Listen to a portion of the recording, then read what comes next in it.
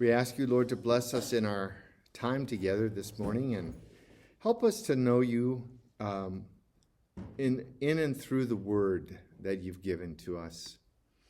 And may this word speak your truth into our hearts so that we may live our lives in faithfulness to you and in service to your kingdom.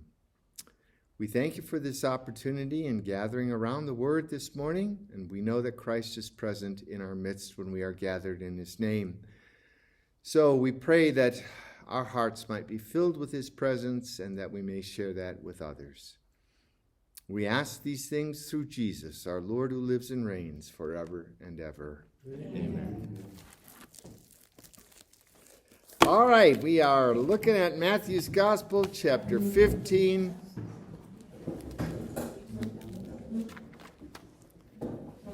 What do I do with my coffee? All right.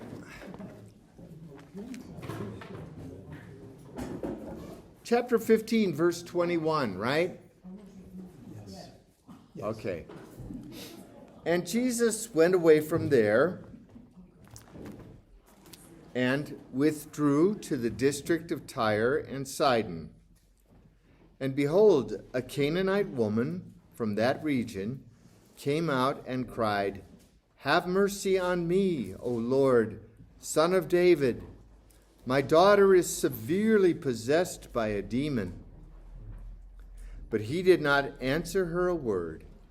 And his disciples came and begged him, saying, "Send her away, for she's crying after us."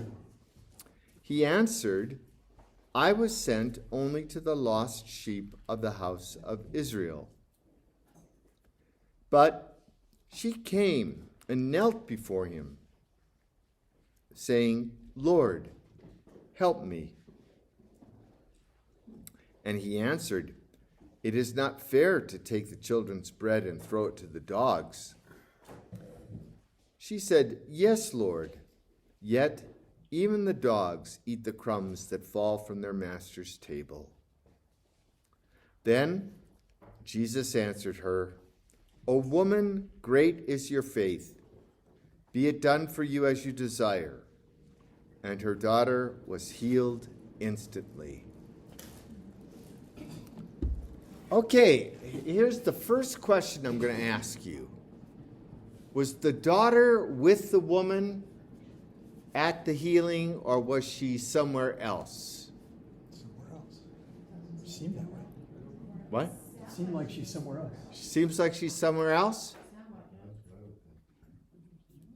Well, according to Mark's Gospel, and this story comes from the Mark's Gospel, she's at home. And the woman pleads for her daughter who is at home. However, Matthew has taken that out. Why would he have done that?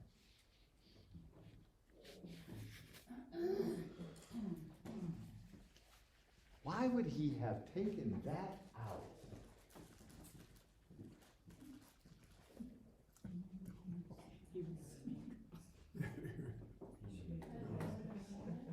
What? It wasn't important. You're right. You're absolutely right. You know why he took it out? Because he doesn't like the excess images in Mark's stories. Mark adds too many details that Matthew thinks are unimportant. And so Matthew has taken the text and he has kind of removed that reference to her being at home, because it doesn't matter whether she's home or there. You know, she's healed. And so he kind of gets rid of superfluous words. Isn't that interesting? Yeah. Okay, so what do you think is the point of this story? What is this story trying to teach us as we read this passage today? Have a little conversation with the people at your table. Tell people what you think this is about and why.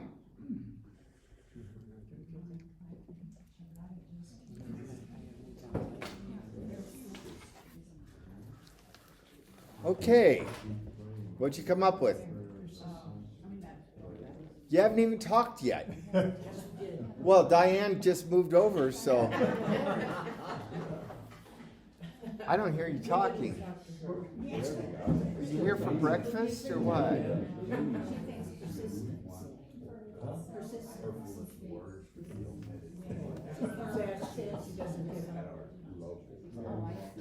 Okay. I'll do my best to remove all superfluous words.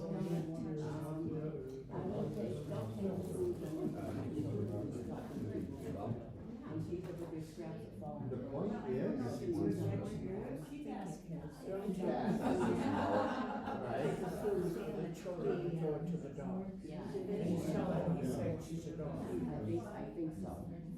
he's telling her she's the dog. Is that the point of the story? No. If the food does go, don't take the food I'm going to give my children, people of Israel.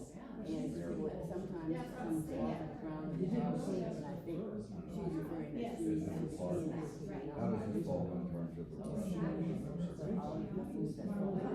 So what's the point of the story? You've explained it well. I did? Yeah, but now what's the point? Is that the point? Faith doesn't give up.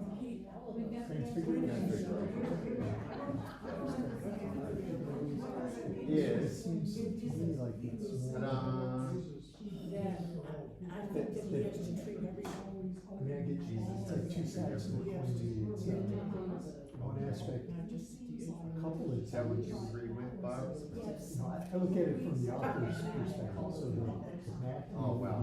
Do you agree with that? Jesus. Yes. I'm all for stupid questions. Anything about being Anybody who's not Jewish, being not there, he's not going to help us. person of mine who removes devils is an That's for those exorcist. who That was have Jesus faith. starting off with. Doesn't matter what how he presents himself. What matters is what's the story about? What's it trying to teach us? The story about his disciples still don't get it because they reject the idea of having a woman heal. Is that what's Interesting that Jesus heals all kinds of prejudice. Huh? The way Jesus heals all kinds of Well, he don't throw Yeah. prayer to God.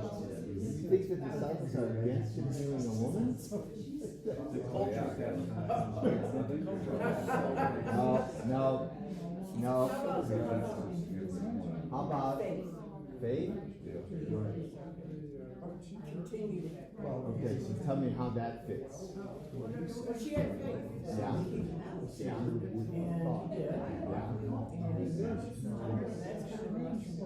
How about this whole aspect that Wand waving or. yeah, baptism? She doesn't, the first time he ignores her. What is that about? Why? She's not one, yeah, but I don't understand why they collect Yes, no, there's not one of that, but there's a specific. What's going on between Jesus and his Lord? What is this back and forth? I thought I had a clue. No, I just. Being here for the first time.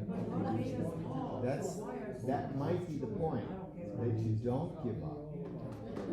Prayer continues to besiege. What do you think of that? Personally, last year when I read this 2 or 3 times, I had a hard time understanding it. Okay. And now you understand it better. A little better. We'll do more. What'd you come up with? Seems so easy, right? I had a hard time. You're a chauvinist. Huh? You're a chauvinist. I'm just reflecting on the culture of the time. And She was a Canaanite. women were not people to men of that culture. But I didn't even think of that. Huh?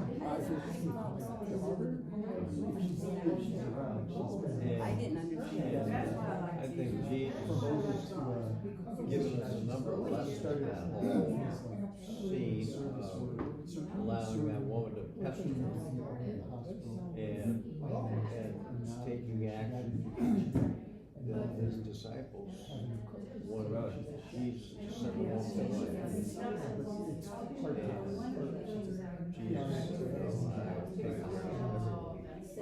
So she gets called. He didn't say that at first, he ignored her. He ignored her. And then,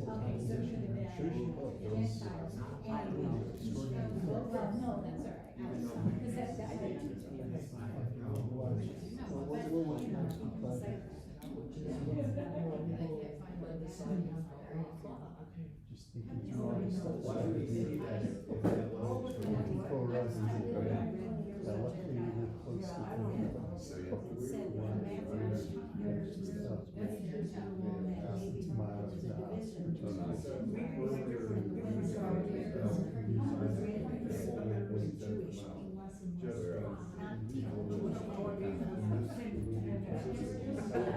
they're the only people.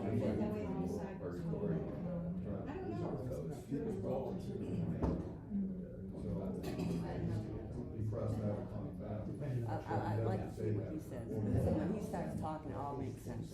Yeah, you're right. I said to Bill last week, I can't wait to hear what he's gonna say about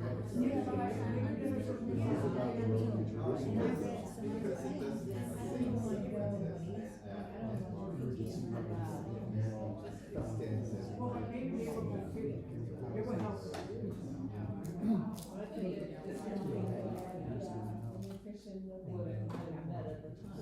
Well, they said no delay.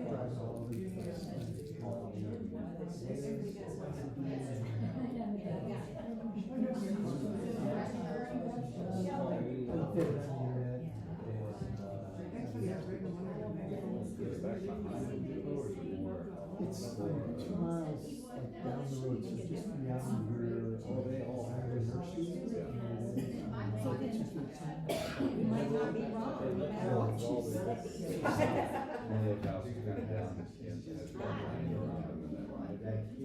On the other side. Just like she said, that when you first talk, Yeah, she said there's neighbors on the deer on the side. I know. So I everyone shouldn't have. All right, what do you got? You guys were talking up a storm over here. You must have intelligent answers. Pay attention. What do you got, ladies? Point. He's got me. Point of the story. The wooden rail. We gotta listen. Well, I said she was a Canaanite, and so she wasn't even a Samaritan. So she's, in my mind, a lower level because she's all pagan. And, She's all paid. okay, and then, it explains why, I was explaining to him that, well, he came first to the chosen people. And then if they reject him, but there's so many examples of these sideliers that have more faith than his chosen people. Okay. And the fact that she was a woman, she brought up is, in that society, you're nothing. And for her to keep coming to him, and she had heard he was a good man with healing capabilities and whatever. And she was a desperate mom. She was going after help. So what's the point? You're adding too much. Let's go back. What's the point? What's the point of this story? Explaining who Jesus is. The lowest will be first. Are you guessing? No. She's not the lowest. No, she's not the lowest. We'll have other stories where people are at a reduced state in life, but she doesn't seem to be that way. So. Desperate to help her daughter. Well, I know that, but what's the point of the story? All right, help us out, next table. Faith, what'd you say? Faith, her faith. Oh, her faith, oh. And I think her persistence. We're gonna call it praying faith. Praying faith. This this woman gives an example of somebody who has a devotion to the Lord and besieges him no matter even if she finds being rebuffed. She is still going to proceed forward. She's praying. She's beseeching. She's faith in action. Right? Right. Okay. I am too. And that's what you guys came up with, right? I still haven't. I'm sure. I was thinking it was also an opportunity to see that Jesus is here for everyone, that it's universality, Okay. that it's despite some of Despite these the rebuffs. fact that he says, I'm not here for everybody, he really is here for everybody. Is that the Yes. point? That's the point I The took. gospel lies, in other words. The gospel is no longer the truth, everybody. It's filled with lies. Jesus really was for everyone, even though he lied. That's the point of the story, Diane. Write it down. Let's go back to the beginning and talk about this, some of the features of this story. First of all, we told you it occurs in Mark, in the 7th chapter of Mark's Gospel. So we already have an inkling of what's going on here from that older text. All right. What? What chapter in Mark? 7? 7. I knew it. Okay. First thing we want to look at is Jesus withdrew. Why did he withdraw? Do you have withdrew? First verse.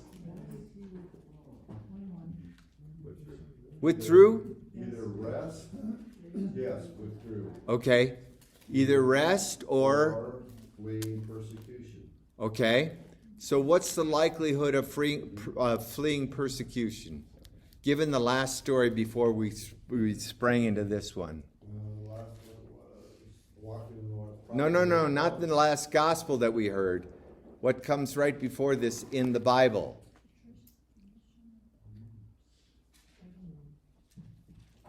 Well, it's an easy thing to do and look at the beginning of chapter 15. They don't wash their hands before they eat. Who's he conflicted with? Pharisees. Scribes and Pharisees. There's a conflict in between the leaders of the Jewish people and their religion and Jesus and his authority. So when he withdraws, it says he is pulling himself maybe out of the conflict. Now, then we have a word. It says he withdrew to Tyre and Sidon. Is that what your Bible says? Yes. Nobody has toward. You have to the region. Okay, to the region. To the district. Okay, the to there, T-O, can also mean toward. Now that changes a lot of things. All right, let's look at the map. Here's Tyre and Sidon is down here somewhere. This isn't too old of a map to have Sidon on it. So can you see where they are on the seacoast? Sidon and Tyre. So Sidon is north of Tyre. This area was the province of Phoenicia. Phoenicia, and became part of Assyria for a while, but it was originally Phoenician, and it celebrated, or the people there celebrated, the Canaanite religion. When this woman is described as a Canaanite, it's anachronistic. Do you know what that means?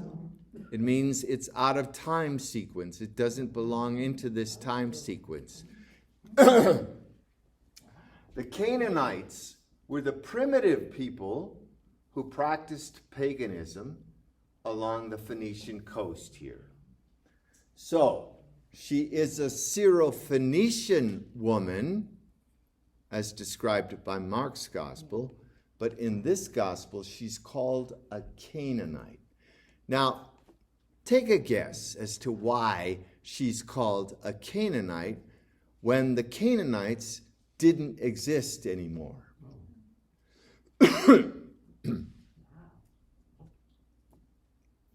Because you corrected me for going over there before, may I go over and close that door? Sure. Thank you.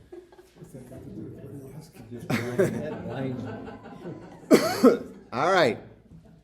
Anyone got an answer? Thought. Why would he call this woman a Canaanite? Because of her beliefs, of her beliefs, Did he know what she believed? or he was degrading maybe? Is it a degrading word? Now, this is Matthew. Okay, Matthew the writer, who frames her as a Canaanite woman. All right, I'm going to tell you the answer. This is a question of religion and not a question of nationality. So as Mark identifies the woman as belonging to a particular nationality, Matthew identifies the woman according to her faith. She's a Canaanite. She is a pagan. She is somebody who belongs to those ancient religions and cults. And therefore, he is juxtaposing the religion that Jesus brings and the religion that this woman practices. Okay? Just by using the name, a Canaanite, just by using that name, he brings in the whole religious dynamic. Does that make sense? Yeah. Okay. So, behold, this Canaanite woman from that region came out. Do you have came out? Came and called out. Okay, so here's the funny thing that Matthew may have done. Matthew has insisted that Jesus and the disciples work within the Jewish Israelite territory. I have come only for the lost sheep of the house of Israel. In Mark's gospel, it says that Jesus went to Tyre and Sidon. In Matthew's gospel, he changes it to Jesus went toward Tyre and Sidon, and the woman came out from Tyre and Sidon. So we don't have to believe that Jesus ever left Jewish territory. Do you see that? See that? Whereas in Mark, it's clear that he leaves the territory, but not in Matthew, because Matthew has already set up this dynamic that Jesus belongs to the Jews, so he stays in Israel. But at this point in time, he's in the area of Galilee. He moves toward the region of Tyre and Sidon, which is up there. So, Matthew cleans up a little bit of the confusion by perhaps not telling us that Jesus went out of the territory, but that he went toward the border or the boundary of the territory, and that the woman came in to Israel. This woman may have already encountered Jesus. We don't know that. And she's actually coming back after having an encounter with him and deciding that, he can do something for her daughter. We don't know. All right. So she came out of the region and she cried, "Have mercy on me, O Lord, Son of David." What's wrong with the title Son of David? Anyone? It's a messianic title, but what's wrong with it? It's not correct. Bartimaeus uses it too. Son of David, have pity on me. What's wrong with it? That he's more than the son of David? He is, but that's not what's wrong with it. The difficulty with Son of David is it's a political title. Meaning the woman has an expectation by this title, Son of David, that this man is going to be a Davidic king, or he's Thank you. But he's part of that political understanding of what the Messiah is. She is using a title that people would expect he's going to control an army or control force or take charge like a king. So Son of David, and even though, when we look at it in its religious overtones, it makes perfect sense. Jesus is the Son of David, and he's described throughout the Bible as the Son of David. We have to understand that culturally at this time, the expectation of a son of David was somebody who was coming as a warrior chieftain. And Jesus was not coming there for that reason. So she got the wrong title. She says, my daughter is severely possessed by a demon. All right, that's a very good reason to approach Jesus, don't you think? Yeah, all right. But he did not answer her a word. Now, is this rudeness? Now, remember, this is a public event. Everything in the Bible is done in public unless it says, and they went into the house or something like that. But if you can imagine everyone around and Jesus simply ignoring a woman in this kind of need, what's he trying to teach?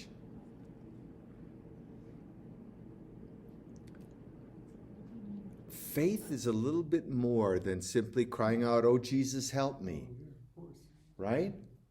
You know that in your own personal life. Faith is more than just saying, when you're in a difficulty or a challenge, oh, Lord, help me, save me, and then going back to your normal life after you've been rescued. Faith requires a deeper commitment than simply words, right? All right. So maybe Jesus has something in mind here in drawing faith out of this woman. All right. His disciples came and begged him, saying, send her away, for she is crying after us. All right, now, this is where it gets very confusing. If the daughter is with the woman, and the disciples, they know that she's possessed, she's standing with a woman, send her away. Could be for Jesus, they're asking Jesus, cure this girl, because you can do it, and then let them be on their way. Okay? It could also mean get rid of them, because they don't know what we're about. However, I'm of the mind to think that the disciples would have expected Jesus to do something for her. They've already seen Jesus raise Jairus' daughter from the dead. They've seen other signs and miracles. They kind of might expect that Jesus would do something. So to send her away could be take care of her needs. Do what you need to do. Now, this is why it makes sense that after this, Jesus says, no, I was sent to the lost sheep of the house of Israel. Because if they were saying, send her away, get rid of her, that would have fit in beautifully with Jesus saying, yeah, I have only come for the lost sheep of Israel. But if they're saying, cure her, then Jesus is saying, I've come only for the lost sheep of the house of Israel. So it's announcing his plan and his program. Do you see the confusion? All right? So we don't know the circumstances or the situation of the words, send her away. It might even be addressed to the demon that is possessed by the daughter, who could be a feminine demon. And the disciples may be referring to her. Get rid of her. Send her out. Give her the road. Get rid of that demon. So otherwise, this woman keeps drawing attention to us, and we came to get away from all the attention. Okay? Are we good? Are you getting this? Because I'm not going to go over it again. Until next week. Until next week, yeah. All right. I was sent only to the lost sheep of the house of Israel. Since this is something unique to Matthew's gospel, I'm going to presume that Matthew's deliberately keeping Jesus on Jewish soil. Okay? That he's not in Tyre and Sidon, which is Phoenicia. All right. But she came and knelt before him, saying, Lord, help me. And he answered her, it is not fair to take the children's bread and throw it to the dogs. Now, this is insulting in any language. But it's a little bit softened by the particular kind of dogs that are mentioned here. So these are not street scavenger dogs. These are little pet animals of the household. So they're like members of the family. And so, and the particular word is kynarion, Kynarion, which means the little household pets, little household dogs. So Jesus is not saying, it's not right to throw it to the streets and the dogs, indicating that she's some kind of cur on the street, scavenging. But these dogs are still part of the family. These dogs are treated more, just like we treat our pets as part of our family. These dogs were part of that sense. And yet, and still, it is insulting. Okay? So it's both. So he says, it's not fair to take the children's bread and throw it to the dogs. Children are the people of Israel, and it's not right to take what belongs to them properly and give it over to even the pets. But she responds, and this is the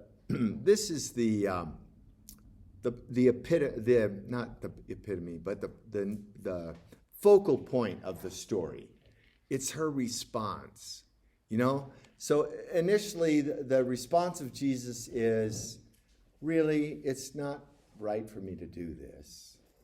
And her response to that is, but God takes care of even the littlest ones. So she's kind of challenging him.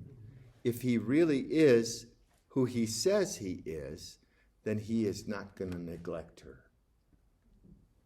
And that's what Jesus finds astonishing in terms of her faith. He's amazed that she has such confidence in Israel's God, being a Canaanite.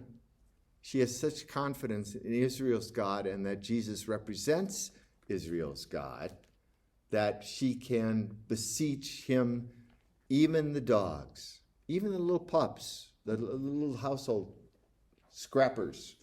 They get little scraps from the table, and I'm not worthy to sit at the table because that belongs to the children of the covenant. But even if I am a dog, then I'm one of those little ones that eat the scraps from the table, and you can afford to give me some scraps. So this is a beautiful story about a woman she's challenged initially by the silence. She's challenged by the apparent put down, and yet she doesn't go away. So 3 times she appeals to him as Lord. And that's significant. It's the first time in the Gospel of Matthew that we see this devoted faith, where even though she professes another fundamental faith in God, a paganism, she has turned her life over to this one And 3 times she calls him Lord. Lord, Lord. And in that way, she is staking her life on Jesus' response. So, the story and the meaning of the story could be mostly about praying faith, a faith that pushes you beyond your normal comfort, your normal ability to deal with things. It asks more of you, even in the face of an obstruction, like a refusal to talk to her, or an obstruction that is a critical remark. Even in the face of those obstructions, to keep on beseeching. Who's ringing? We don't know yet. Oh. Okay. So, what? So to take that lesson from here to today, and oftentimes when we're talking to the inmates, would it be that the lesson is that we are continuously challenged as people, as humans, but we must continue to come back to the Lord. Absolutely. Yeah, that there is no point at which we stop beseeching the Lord, even if there's silence. Yeah. Even if things go contrary. Working faith, praying faith. Okay, take a break. Because I went on and on and on. It was good, thank you. Now it makes sense. Why did they write the Bible this way, making it so difficult for us to understand it? We were talking about it. Well, I could tell you this, it was not deliberately done. It was done for the culture in which it came out of. And they understood things much better than we do. So don't think that we progressed that far. You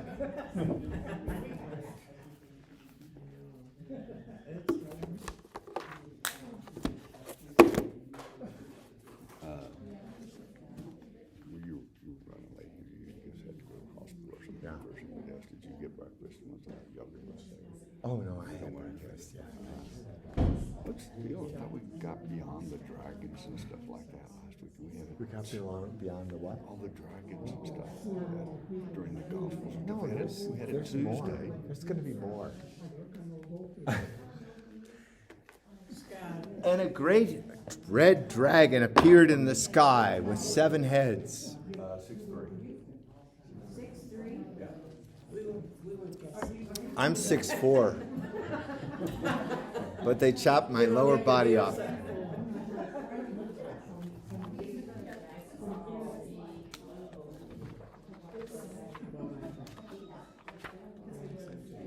All right, no one's taking a break. Okay. Then we'll just keep going.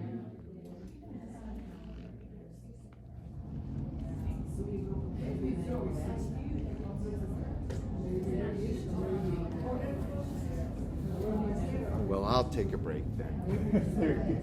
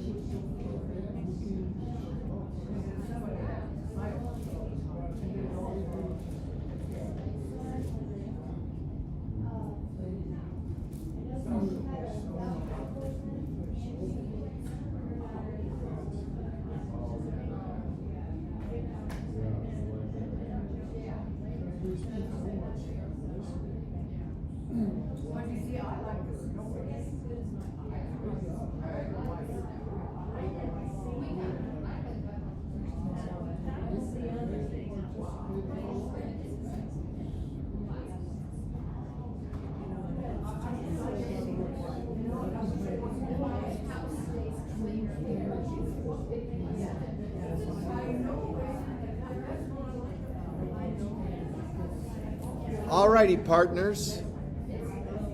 have a question? No,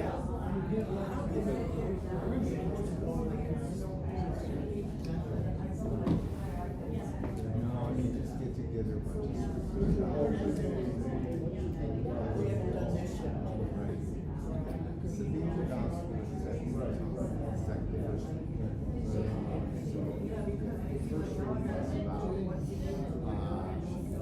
They see it as foreigners coming to seek the Lord's help. That's the thing. Well, let's find a reason. Oh, I got the doors. My daughter.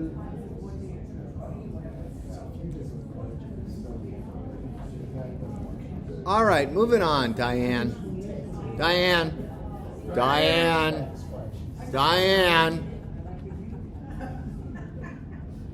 Better get that hearing checked. All right. Chapter 56 of Isaiah. What does that immediately tell you? Chapter 56. It's the third part of Isaiah, which begins with chapter 56. Okay? So we have first part of Isaiah, Isaiah 1 through 39. Second part of Isaiah, 40 to 55. And third part of Isaiah, 56 to 66. Okay? Now, what is the political scene? What's the political context of this part now that we're getting into? Back from exile. Okay. So we know that they're trying to woo the people of Israel or the people of Judah to go back to their land. And where are they? Where are they? I want you to go back to your land. Where are they now? Babylon. Okay? Boy, it's gonna seem like on the tape that I'm yelling at you. You deserve it.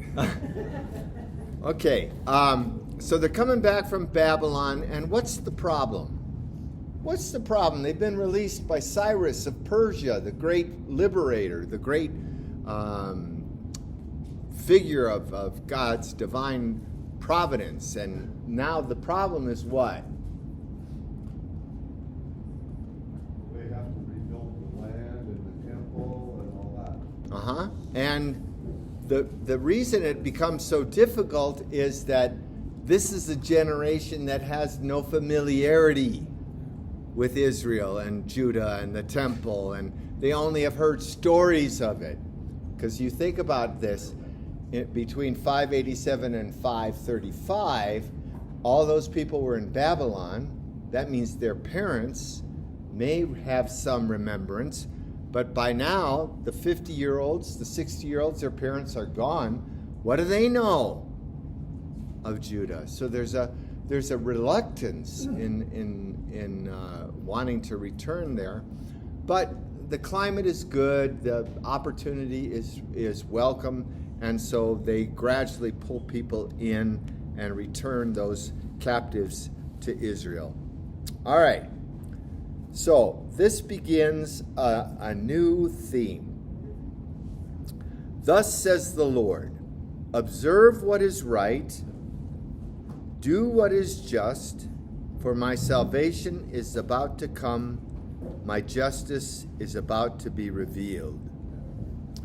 All right, that's just to get us into the passage. We're not gonna continue from there. But what I want to talk about with just this one verse is a theme that begins to develop in 3rd Isaiah that is first mentioned in 1st Isaiah. So what I'd like you to do is go to chapter 2 of the book of Isaiah.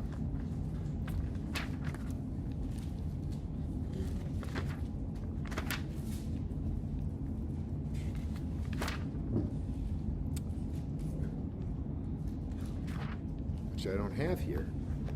I'll have to go in my Bible.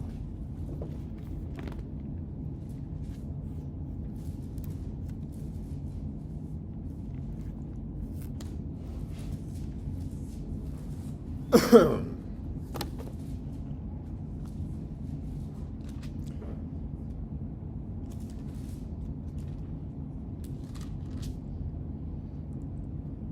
is what Isaiah, son of Amos, saw concerning Judah and Jerusalem. In days to come, the mountain of the Lord's house shall be established as the highest mountain and raised above the hills. All nations, I can't clear my throat.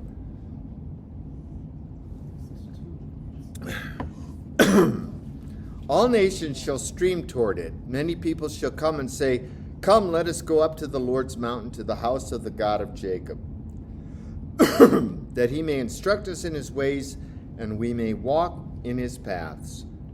For from Zion shall go instruction, and the word of the Lord from Jerusalem." I'm going to stop there. This passage we hear in Advent time. We also hear a version of it in the prophet Micah. Has the exact same poem. Okay? The prophet Micah, who's from the same time period as Isaiah. And so the theory is that this poem may have circulated, or this song may have circulated as a hope and a promise to define Israel's role in history. What's Israel's role in history as a result of this passage? Anyone? Israel's role in history. Now, what's the big plan, okay? I've nurtured you, I've cared for you, I took you through the desert, I've made you a people of my own, I gave you the law, the covenant, and the promises, and I have forced you to go into exile. Now I'm drawing you back. What's my plan? They'll have peace? What? They will have peace? No.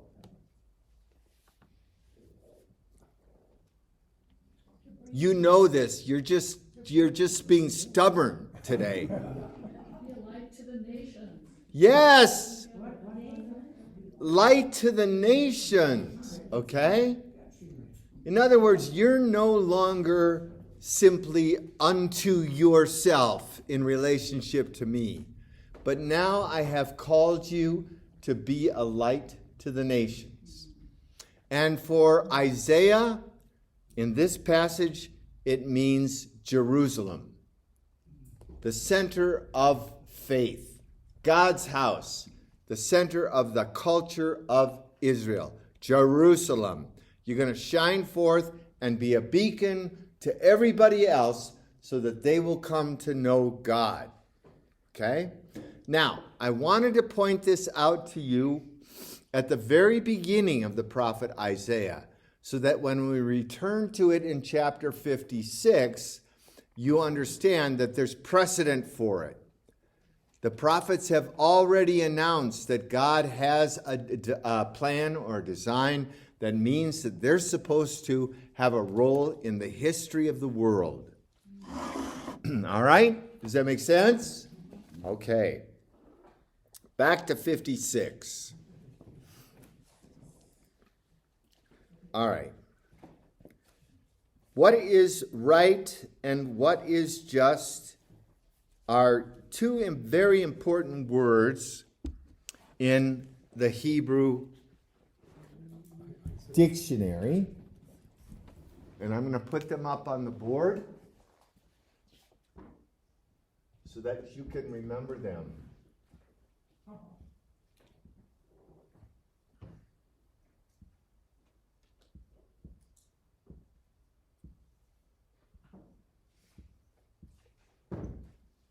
Okay, the first one, tzedakah, means what is right, what is just. Okay, to do what is tzedakah, right and just. Mishpat is judgment. Okay, so a justice or a judgment is about to come upon the earth, where God will reveal who he is and what he wants from you. Okay? So, tzedakah and mishpat are used in this passage. And they're all in the first verse of 56:1. They're right there. So I want somebody else to read their translation. Who has the New American Bible, Revised Edition? Thus says the Lord, observe what is right, do what is just. For my salvation is about to come, my justice about to be revealed. Happy is the one who does... That's enough, just the first verse. Okay, so what you hear there is those two descriptive words, tzedakah and mishpat.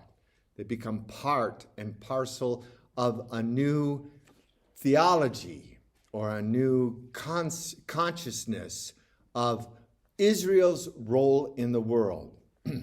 So we've got to remember that this is a major transformation, that Israel is called out of its private existence, its internal relationship to God as his own dear children, whom he continually calls back and forms and shapes.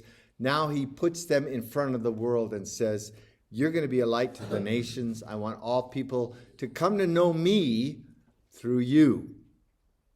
Which is why Jesus becomes the revelation of the Father, because he is the new Israel. He is the people of God.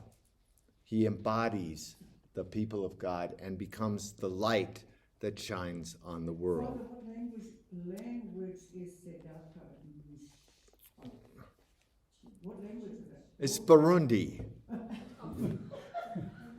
No, it's Hebrew. Okay, okay. Burundi. Okay, go to 56:6. Keep reading. No, I'm going to keep reading. And the foreigners who joined themselves to the Lord, ministering to him, loving the name of the Lord, and becoming his servants, and all who keep the Sabbath free from profanation and hold to my covenant. Just to take that one verse. Okay, what he's doing here is he's setting up the conditions by which this salvation will come. Okay? So, these foreigners who join themselves to the Lord, ministering. Do you have ministering? Yes. Yes? Okay. Ministering to him. Now, we use the word to minister in many different contexts. So we say, let's say a nurse ministers to her patients, or we say somebody in service ministers to their, the people in line at the post office. They're an administrator. All right, this minister now is more refined, and it means somebody who is in service of the Lord. Now, what's important here to realize is that it was never, ever conceived that anyone who was not part of the chosen people could ever minister to the Lord. That was something that was exclusively Israel's, and exclusively the priests. The priests of Israel were the ministers to the Lord.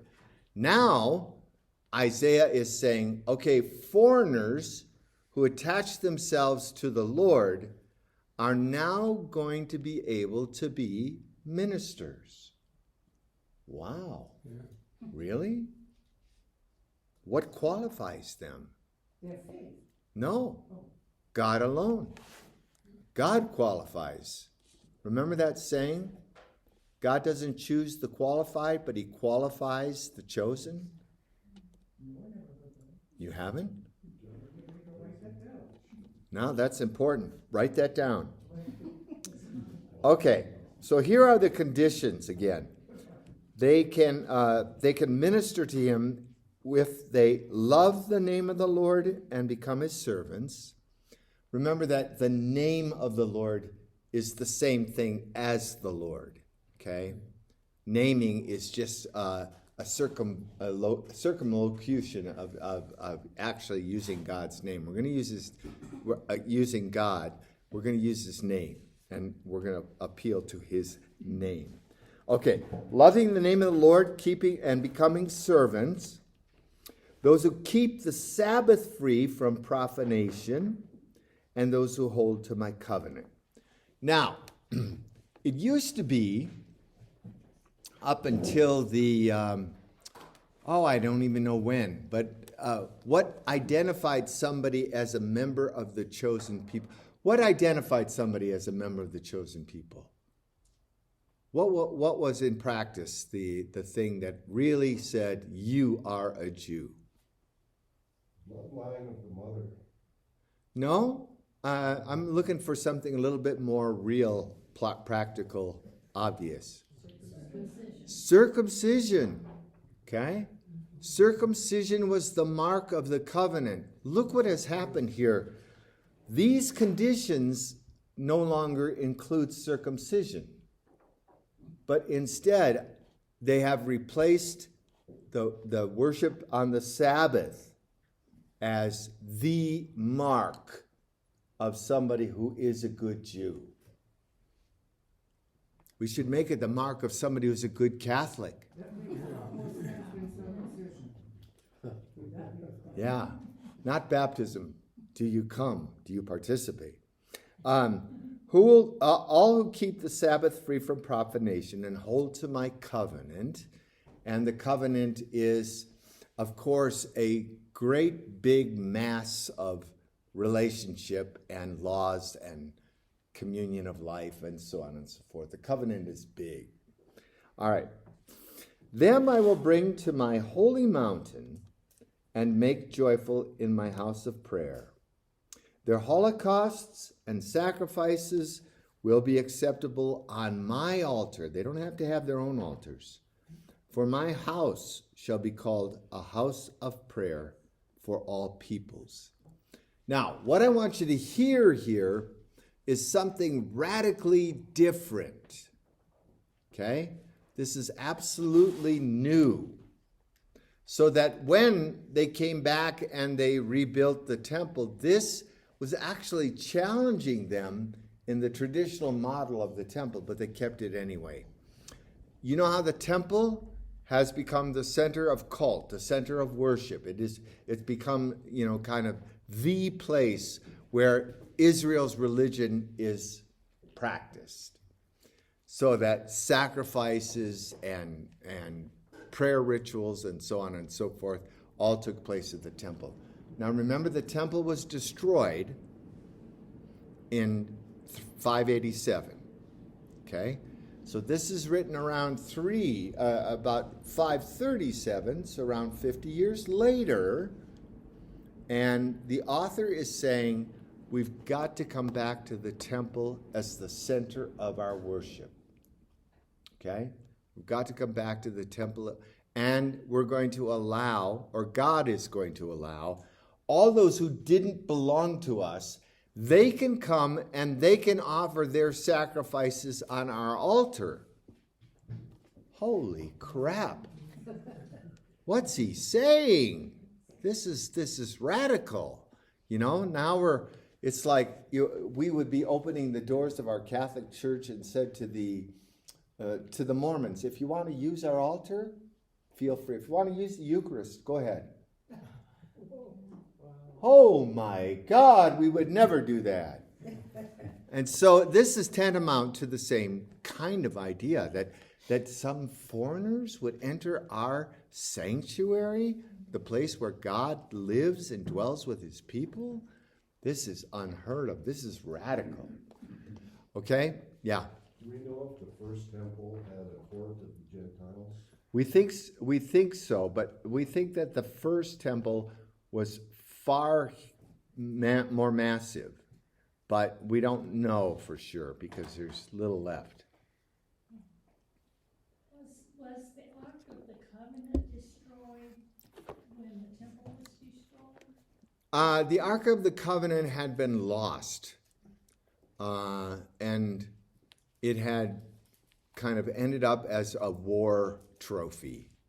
So nobody can keep track of where it ended up, after David in the temple. So, So that's why they have the movie. What was that movie called? The Ark of the Covenant. Yeah. It was somebody in the Raiders of the The Raiders of the Lost Ark. That's what it is. Yeah, Raiders of the Lost Ark. Okay. Now, consider how important this author makes Jerusalem. It's not just the country of Israel. It's still Jerusalem. It's Jerusalem as the house of worship. And he doesn't even mention sacrifices other than the sacrifices that others might bring. But here it is, my house shall be a house for all people. And that's what Jesus quotes in the Gospel of now, which Gospel is it? I don't know.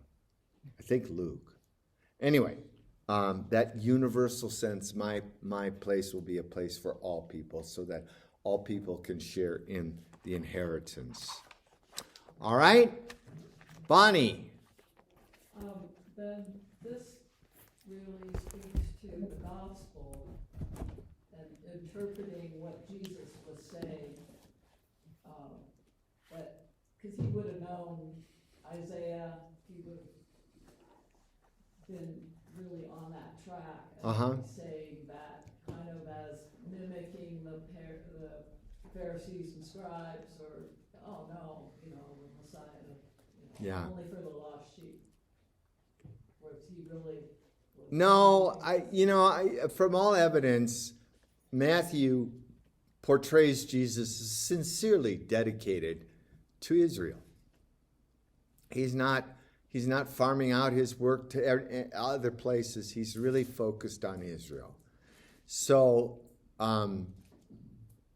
he does have this sense of God's providential care for all, but it has to begin in Israel.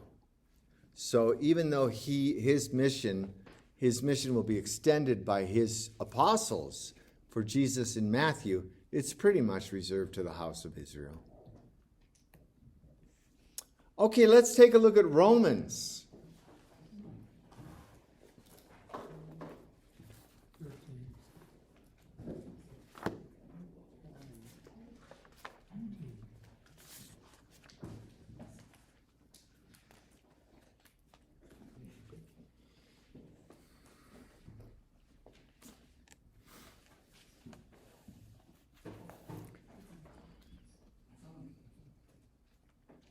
Okay, do you remember when I talked about this last week that we're in a section now where Paul is trying to defend the Jews and their place in God's plan? Yes. So if you remember that, that's important, okay? So Paul has taken to heart the fact that God called the people of Israel to himself. They are his own special possession. God does not renege on his promises, but instead he will fulfill his promises to Israel. That's for him sacramental. That's important, that's solid, that's important. Now he's drawing some conclusions from that in terms of helping the Gentiles understand their place with the Jews. Who's he writing to? He's writing to the Church of Rome. He's writing to the Christians who gather in Rome. And this Christian community is, the Jews of this Christian community are sent away under the Roman emperor. So all the Jews are expelled from Rome. But this is before that. So he's writing to a mixed race, if they're really mixed. They're not mixed race, as we would understand race, but they called themselves mixed race anyway. So it's Jews and Gentiles. So he wants to defend his love for the Jews and the fact that the Jews haven't been forgotten, but he also wants to show how this actually becomes a witness to what God is doing. And that's what he's doing here at this point. Now, I am speaking to the Gentiles. Inasmuch then as I am an apostle to the Gentiles, I magnify my ministry. Or you have boast? Glorify. Okay. He's boasting. Or he's kind of extolling his own ministry to the Gentiles. And he has ministered to the Gentiles, he says, to make my fellow Jews jealous. What a funny concept. But what he really means is that he wants to cause his fellow Jews to turn to the Lord God. That's what he means by jealous. I do it to make them jealous, that they would turn. Okay, in order to make my fellow Jews jealous, and thus to save some of them. Remember, for St. Paul, Christ is salvation. And so he doesn't quite understand how salvation will work for those who don't confess Christ, but he does want everyone to finally come to the point where they confess Christ.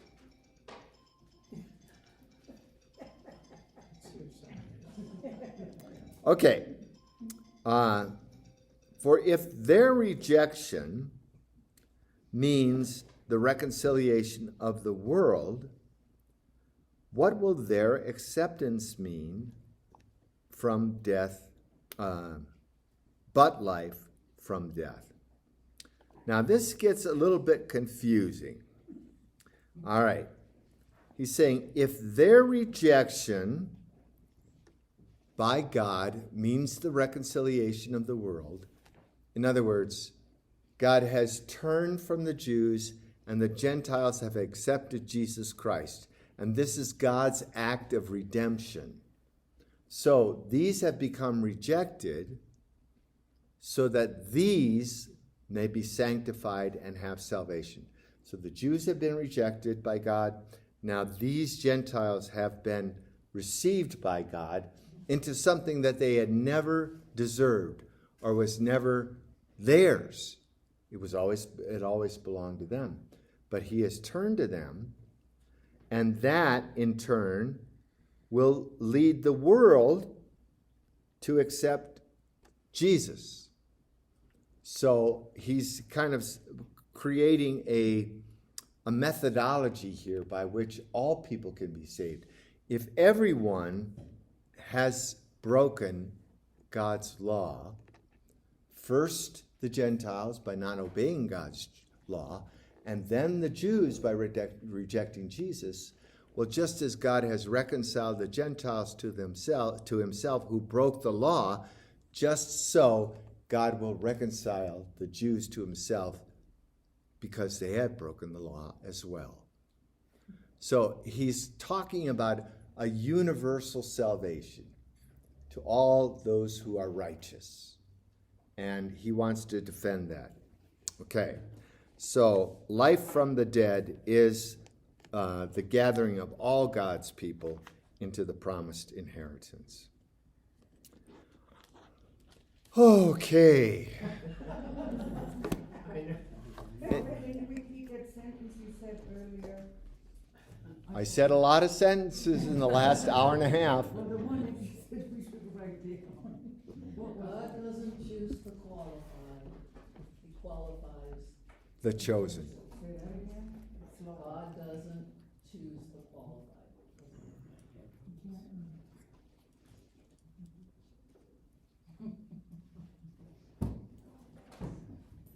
Do you got the whole thing? Yeah, thank you. All right.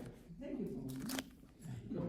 Tim wrote it down. Anything else? It doesn't show the qualified. Okay, if we keep shrinking, I'm just wanting to everyone know, if we keep shrinking, we're going to move back to our parish. Because there's With the preschoolers? no, we'll use one of the other rooms. But if we keep shrinking, like right now we're under 20, so let's build it up again. Kind of just, if you see somebody who used to come to Bible study, invite them back. Say we missed you or we miss you, and join us again. It's summertime, they'll come back. Yeah, some of them. Okay. All right. Thank you. You're welcome.